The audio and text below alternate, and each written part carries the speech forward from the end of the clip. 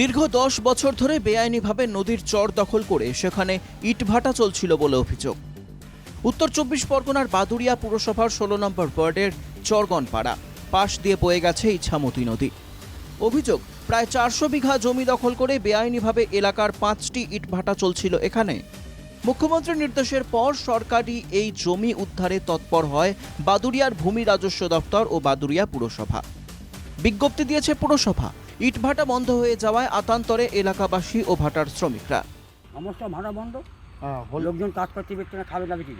সরকার যদি বলে এই যে জমি আমাদের খানা দাও, এরা ভাটা মালিকরা দিতে রাজি ছিল, নিয়ে ব্যবহার করতো। হ্যাঁ, কি করতো?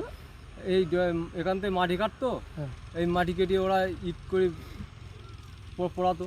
হ্যাঁ, সরকারি তো খাট জমি নদীর চর, এগুলো বাকি চর, এগুলো ওপারে ভেঙেছে ওপারে গড়েছে, সেই কারণে এগুলো তোমার বাকি চর, এগুলো সেইগুলো নেওয়া হচ্ছে। সরকারি তরফে যে বিজ্ঞপ্তি দেওয়া হয়েছে তা জানিয়েছেন বাদুড়িয়ার ভূমি ও ভূমি রাজস্ব দপ্তরের আধিকারিক। খতিয়ান জমিটা এখনো পর্যন্ত আমাদের এলার মানে এতে বলে বাংলার ইভুচিত্রে এখনো উঠেনি।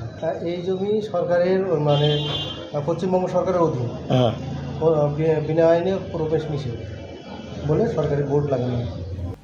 তাৎপর্যপূর্ণ হলেও দীর্ঘ 10 বছর ধরে বেআইনিভাবে ইছামতির নদীর চর দখল করে কিভাবে চলছে ইটভাটা, সেই প্রশ্নের উত্তর মেলেনি।